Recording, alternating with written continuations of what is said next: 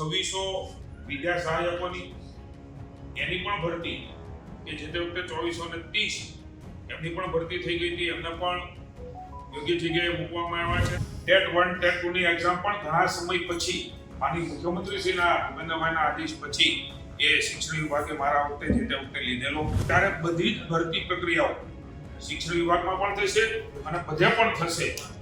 એક શિક્ષકવાળી શાળાનો જવાબ પણ માનનીય મંત્રીશ્રીએ ગૃહમાં આપ્યો છે. ભારતીય જનતા પાર્ટીના ધારાસભ્ય અને પૂર્વ શિક્ષણ મંત્રી જે તત્કાલીન શિક્ષણ મંત્રી છે જીતુ વાઘાણી, એમણે સરકાર તરફની પોતાની વાત રાખી હતી કે શા માટે ટેટ ટાટ પાસ જેટલા પણ શિક્ષકો છે એમની ભરતી નથી કરવામાં આવી, કેટલી ભરતી થઈ છે.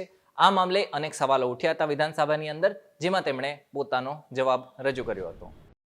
ત્રણ બાબતો ખાસ કોંગ્રેસના મિત્રએ કરી છે ત્યારે આપણે કહ્યું એ પણ વાત છે, સાથે સાથે ટેટ 1 ને ટેટ 2 એક્ઝામની પણ વાત એ કોંગ્રેસી મિત્રો દ્વારા થઈ છે. ત્યારે ટેટ 1 ટેટ 2 મારા નામથી જ્યારે વાત કરી છે ત્યારે આપ સૌને હું જણાવું છું કે ટેટ 1 અને ટેટ 2 ની એક્ઝામ એ મેં જે સમયપત્રક માનનીય મુખ્યમંત્રીશ્રીના માર્ગદર્શન નીચે મારી પાસે જવાબદારી હતી ત્યારે શિક્ષણ મંત્રીની એ મુજબ પરીક્ષાઓ પણ લેવાઈ ચૂકી છે.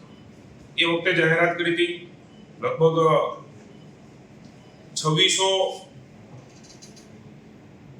વિદ્યા સહાયકોની એની પણ ભરતી કે જે તે વખતે 2430 એમની પણ ભરતી થઈ ગઈ હતી, એમને પણ યોગ્ય જગ્યાએ મૂકવામાં આવ્યા છે. અને સાથે સાથે ટેટ 1-2 ની એક્ઝામ પછી એ 2750 ની ભરતી થશે. આવી વાત એ જે તે વખતે મેં કરેલી. મને આનંદ છે કે પહેલા ફેઝની ભરતી થઈ ગઈ છે. બીજા ફેઝની પ્રક્રિયા ટેટ 1 ટેટ 2 ની એક્ઝામ પણ ઘણા સમય પછી માનનીય મુખ્યમંત્રીશ્રીના ભૂપેન્દ્રભાઈના આદેશ પછી એ શિક્ષણ વિભાગે મારા વખતે જે તે વખતે લીધેલો. આ ભરતી પણ થવાની છે. સાથે સાથે વધારાની ભરતી પણ થઈ છે.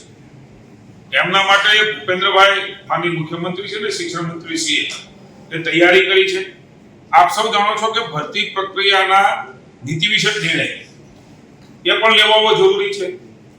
કેટલીક વાર અરજીઓ ખૂબ આવે અને યોગ્ય મેરિટ વાળા એ ભરતીમાં ન મળે તો પણ પ્રશ્ન આવે.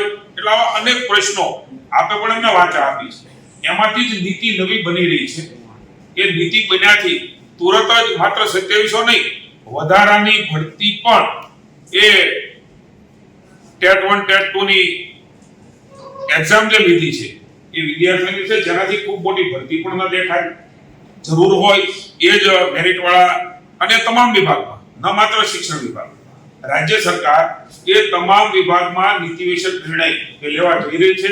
અનેક રાજ્યોમાં લેવાનો છે ને જેના કારણે એક મેરિટ વાળા કર્મચારીઓ અલગ અલગ વિભાગના ડિપાર્ટમેન્ટના મળી રહે એનો નિર્ણય પણ માનનીય મુખ્યમંત્રી ભૂપેન્દ્રભાઈ ના નેતૃત્વમાં એ નીતિ વિષયક નિર્ણય છે એટલે થવાનો છે. ત્યારે બધી જ ભરતી પ્રક્રિયાઓ શિક્ષણ વિભાગમાં પણ થશે અને બધે પણ થશે. એક શિક્ષકવાળી શાળાનો જવાબ પણ માનનીય મંત્રીશ્રીએ ગૃહમાં આપ્યો છે.